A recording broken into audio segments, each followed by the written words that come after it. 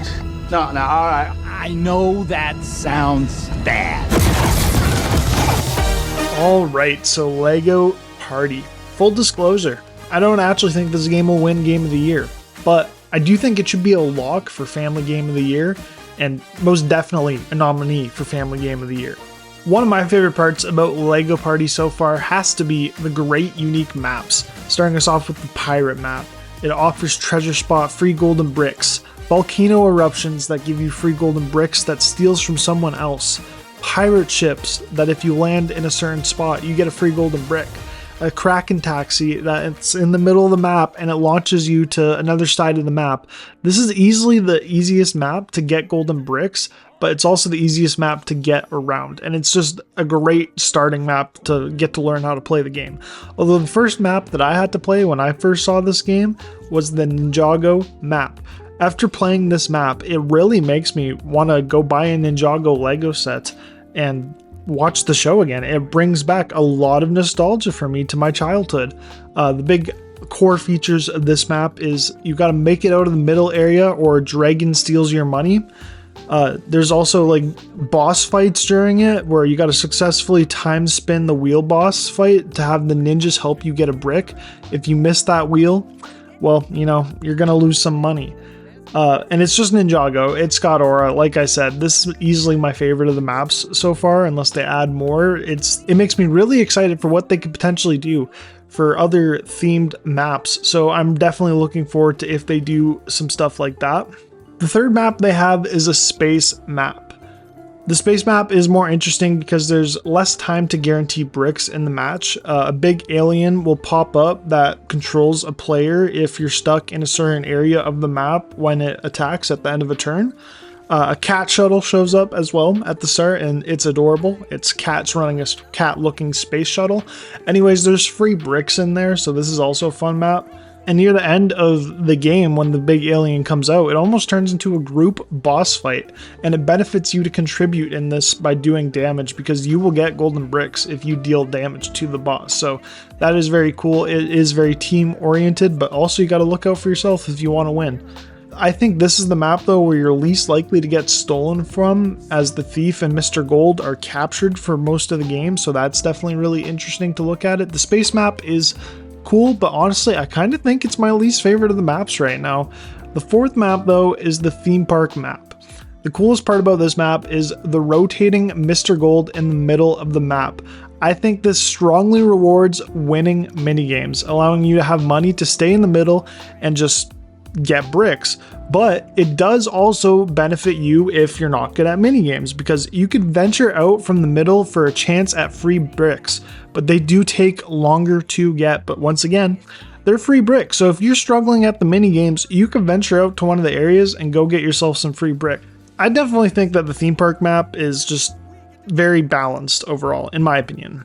But just as easy as it is to camp the middle if you're winning lots of competitions and buy bricks, by the end of the game, the thieves show up and someone could just as easily steal bricks just by the middle. So this is definitely the most skill-based map in my opinion. You never know what's going to happen. It could literally turn against your favor in just a moment like that. It's a great competitive map.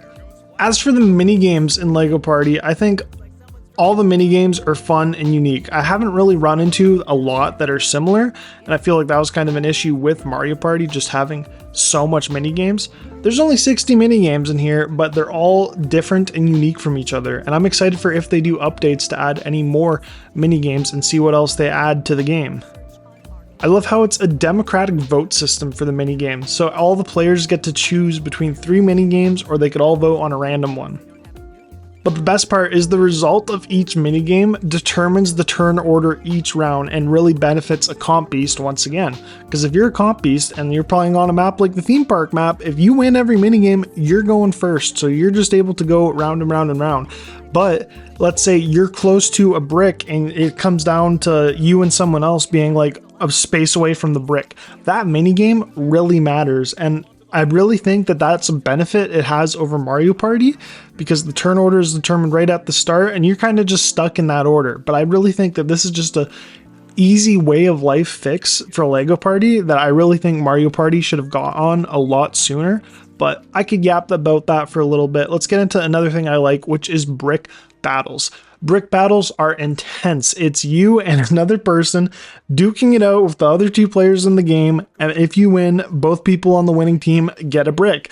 But sometimes it's really interesting because if you're partnered up with the person that you don't want to beat you, or you guys have a significant lead over the other team and you don't want this person to get a brick, or this person has one more brick more than you and you still have the lead over the other people, sometimes I've just sat there and I throw that competition because it allows the person to fall back and for me to not let them gain another brick on my lead. So it's definitely fun and interesting to throw competitions, and brick battles just adds so much strategy to this game, which I love.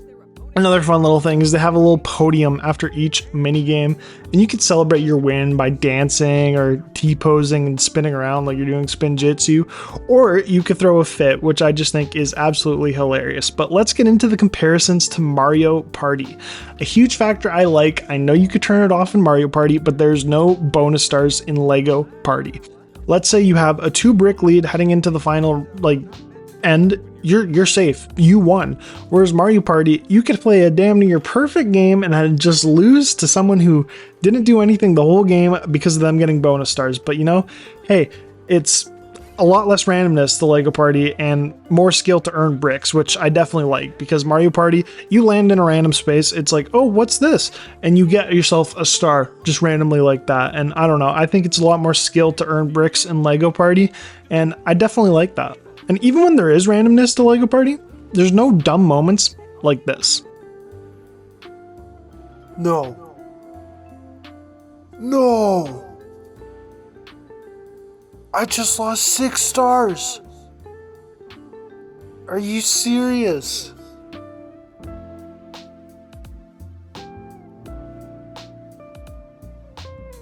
No. I had 6 stars. I will say the Banana Thief is the exact same concept as it is the Boo Ghost in Mario Party. He literally you could either steal coins for free with him, or you could steal someone else's brick, same way you could steal someone else's star. Another benefit is this game is cheaper than Mario Party, with just as much content, if not more, and it's on more consoles. So I know a lot of Switch people are complaining that it doesn't have the Switch 2 compatible control game modes like the Switch 2 does, but this game wasn't made for Switch 2. It's not meant to have that.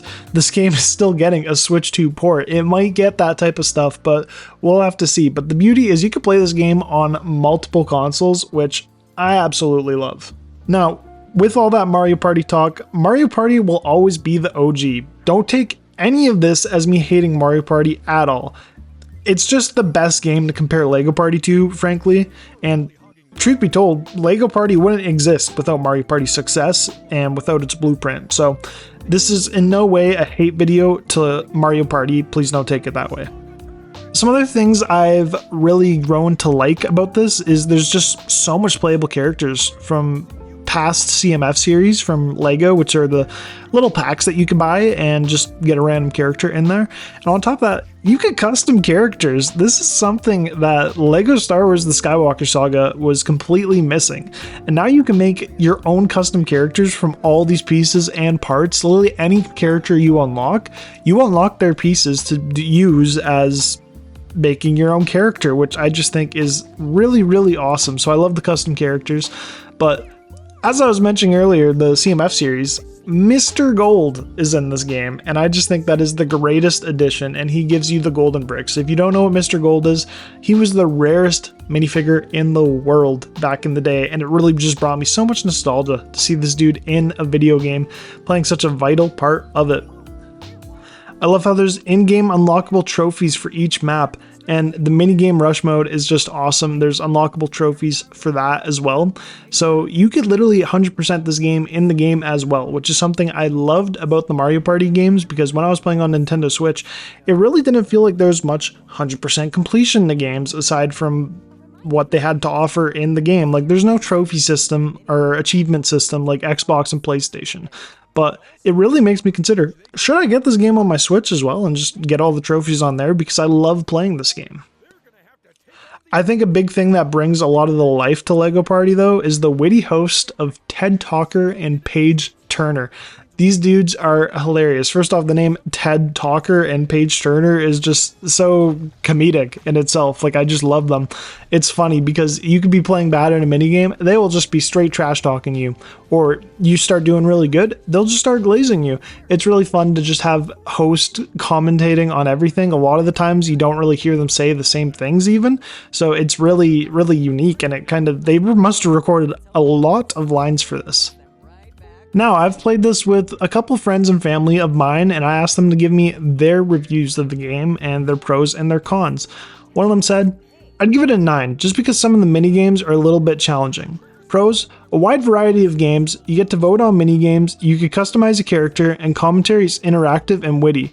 The maps are creative. And quite frankly, I really agree with that review. Another one of my friends said 7.5 out of 10. Minigames are fun and power-ups are cool. One issue is that if a person has over a 2+ brick lead, it's pretty much over. And I pretty much agree with that as well. It is a bit tough to catch up to someone when they start getting bricks, but if you're winning the minigames and you're playing really strategic and thinking through your next moves, you could pretty much counter that. And the last person I talked to about it actually mentioned a lot of what I said about the Mario Party and the Switch thing, with it only being available on Switch for Mario Party, with this being cheaper and available on every console. He said an 8, a fun alternative to Mario Party, especially when budgeting and can't afford a Switch or don't want to buy one. Minigames vary a lot, which makes it feel fresh, and the maps feel super unique, especially with the areas that you can build. I haven't even mentioned that. Wow, he's onto something. And the opportunity for more bricks. Like we talked about before, that there's a lot more opportunity to get bricks and you can strategize the game rather than it being random. I completely agree with him. In my opinion so far, I honestly have to give LEGO Party anywhere in between an 8.5 out of 10 upwards to a 9 out of 10. I've really loved the game so far. It is so much fun to play with people over, and I really feel it just fixes so much of the issues that I kind of had with Mario Party. On top of that, I'm grinding the Platinum Trophy for it, so it is a fun grind, and it's just always something fun that is going to happen in it. There is quite a bit of ideas I think they could do for DLCs if they wanted to. If they are able to dab into their LEGO licensing and do like a Marvel type map with Marvel characters, or Star Wars, Harry Potter. Could you imagine a Harry Potter map with like exploring Hogwarts around the map? That would be incredible. Jurassic Park would also be cool because you could like explore the map and you could have interactive stuff where like a dinosaur comes out. I think there's lots of great possibilities. Comment down below what you would want them to do. Maybe even a LEGO Mario Party game mode exclusively on Switch, because LEGO Mario is a theme. But I think a really great thing that they should capitalize on is do a potential DLC to come out hand in hand with LEGO Batman Legacy of the Dark Knight. I think it'd be pretty cool. I mean, these games were both announced at the same time. This one just came out a lot quicker, so it would definitely be cool if we got that. I don't know. I'm excited. I love this game. Comment down below if you want more LEGO Party content from me, because I will gladly make it. And comment down below your thoughts on this video. Did I get you with the clickbait at the start? I don't know, but that's why I left that thing at the start. I'm Zach. See you guys all in the next one. Peace.